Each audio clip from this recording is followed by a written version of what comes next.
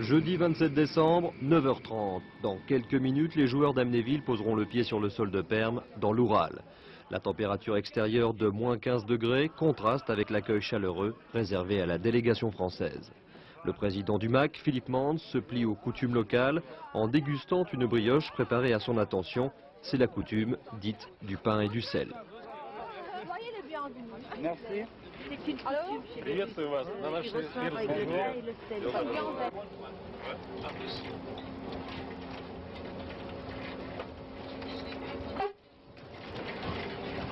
Je pense à l'entreprise. L'école milieu de cette rue.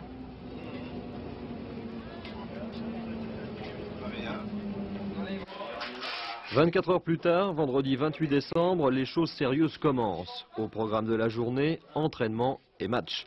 Entraînement le matin en compagnie des joueurs du Molotte de Perm, des joueurs qui passeront ensuite du stade de coéquipier à celui d'adversaire pour la première rencontre du tournoi. En un tiers-temps, le club d'Amnéville a déjà évalué la distance qui le sépare du Molotte de Perm. La différence est grande, mais logique. Disons qu'ils doivent jouer environ 50%, parce que c'est un club professionnel, c'est tous des professionnels. Hein. Et nous, on est un peu un club amateur, hein, et on se retrouve contre 15 professionnels, entraînés 2 fois par jour en plus. Et bon, jusqu'à présent, après un tiers temps, 4-1, on est bien fiers, on est contents. Pour son premier match en URSS, Amnéville s'inclinera 9-16. Dans les 2 autres rencontres, face aux anciens de Molotte et à l'équipe de Krasnokamsk, les Mosellans subiront le même sort et Amnéville terminera le tournoi à la 4e et dernière place, prévisible selon Jean-Dominique Dubuis. Ils ont voulu faire un petit peu de spectacle pour qu'il n'y ait pas trop d'écart entre les équipes soviétiques et nous, parce que, bon, c'est évident, on n'a pas le niveau. Hein,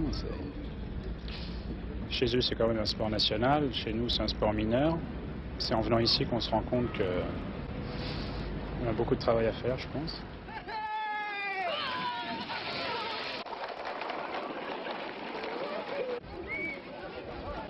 Pour progresser plus rapidement, le Moselle Amnéville Hockey Club s'est attaché récemment les services d'un ancien joueur de Perm, Vladimir Kuznetsov.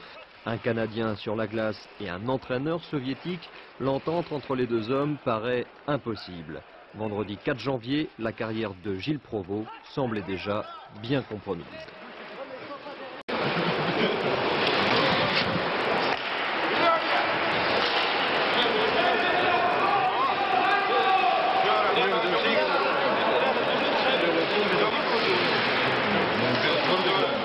Alexis Pogodine a 26 ans et déjà une longue expérience du hockey sur glace derrière lui. Repéré à l'âge de 11 ans par le club de Molotte lors d'un tournoi organisé par la ville de Perm, Pogodine est depuis resté fidèle à son tout premier club.